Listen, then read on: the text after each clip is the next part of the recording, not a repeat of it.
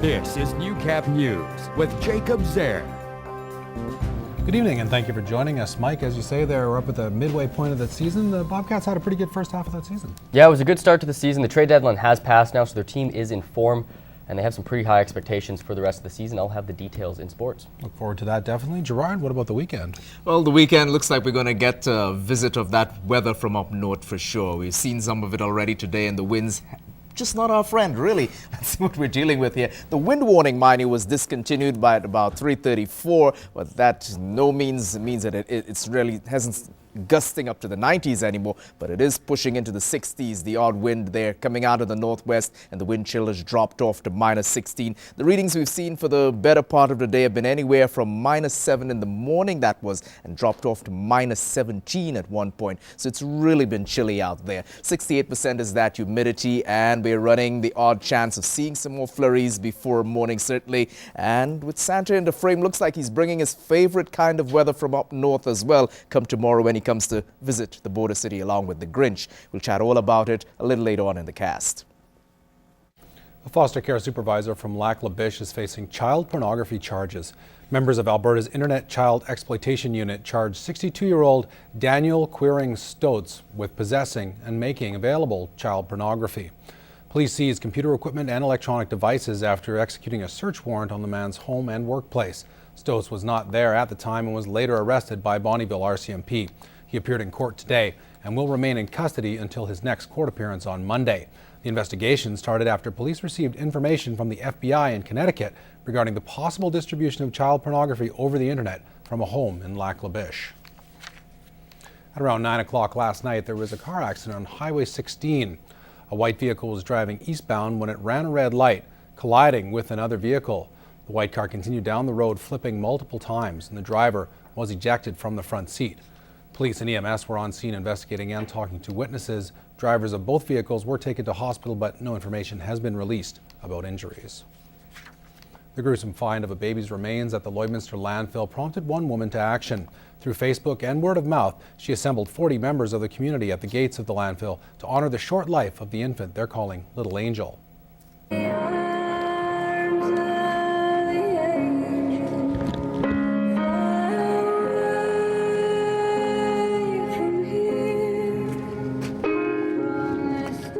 With the wind gusting around the landfill, community members lit candles and took the time to pay their respects. Wendy, Bissonnette organized the vigil. To show the world, to show this baby, to show that this baby mattered, that this is a child of God that, you know, deserves dignity in life and in death, and somebody had to stand up for this little baby. Somebody had to be a voice. And I'm just proud of the community here tonight because they echoed what I felt, and I'm just glad that they all came out here.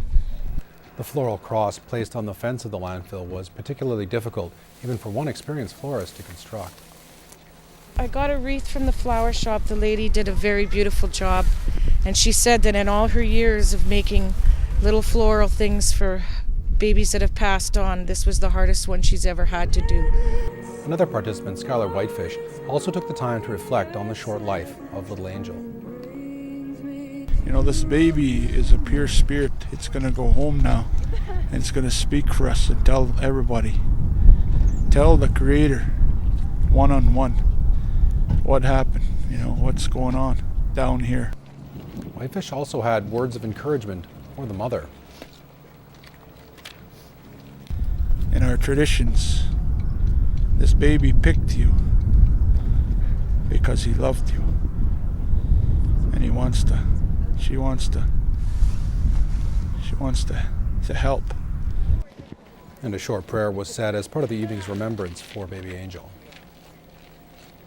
Mother Mary, wrap your arms around baby Angel and keep her safe and warm.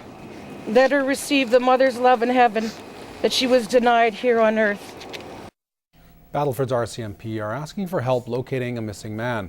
Police say 46-year-old Ronald Peequaquat has not been heard from since June 25th. He was last seen leaving a residence on the Red Pheasant First Nation and was thought to be hitchhiking to North Battleford.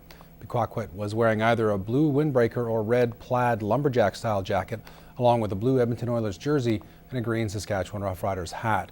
He had a cell phone which has not been used since his disappearance, and he has also not accessed his bank accounts.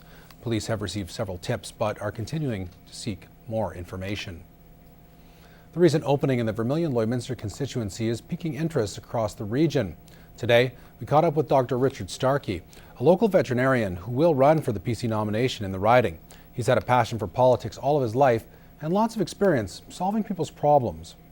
Every animal presents with a person, and that person comes to you because they have got an issue or a problem or something that they want you to help them with. Dr. Starke is retiring from his veterinary practice at the end of the month. It says the 26 years he spent working in the community will only help him in the next step of his life.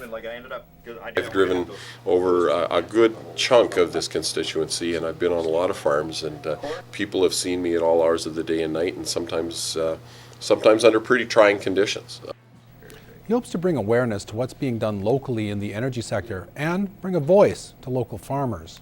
We need to make sure that agriculture has the kind of support and the resources that it needs, especially in situations where factors happen that are, sort of beyond the control and things that happen outside our borders. Christmas is a time when people tend to splurge more on family and friends, but is all their money accounted for? With retail visits at an all-time high, it's a common time for shoppers to get scammed. Kathy Lee has a few tips on how to shop safe and smart this holiday season. With just under 3 weeks left until the big day, malls are packed with people. We're averaging anywhere from $250 up to $300 a day. Either starting or wrapping up their Christmas shopping. I'm just picking up some Christmas cards. I got some family living back east, so I got the day off work, so I just thought it was a good day to come out. We're just getting stocking stuffers and last minute picture frames and stuff like that. And for some, the to-buy-for lists are long. Mom and sister-in-laws and daughters and daughter-in-laws and sons and grandchildren. According to experts, the increased retail therapy also makes this time of year common for fraud and scams. We recommend is that people do what they should normally do all the time, which is protect their information, protect their cards, protect their identification numbers, etc. More specifically, Gabert says to avoid being scammed, always be alert to surroundings, have credit and debit cards visible when paying, change PIN numbers often and avoid sharing them, research before online shopping, be aware when giving credit card info out, and always check bank statements and receipts. If you're at all in doubt, contact your financial institution, contact your credit card company. Make sure you're talking to them as opposed to a non-trusted source. And the precaution doesn't only apply to shoppers.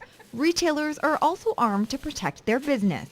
Now, as a manager, we do have programs in place and we do have systems in place, and of course it's training of your staff is very, very important as to what to look for. Because the last thing anyone wants is a bad end to their Christmas. It'd be pretty horrible because then you'd have all this other extra money gone. So. Kathy Lee, Newcap News.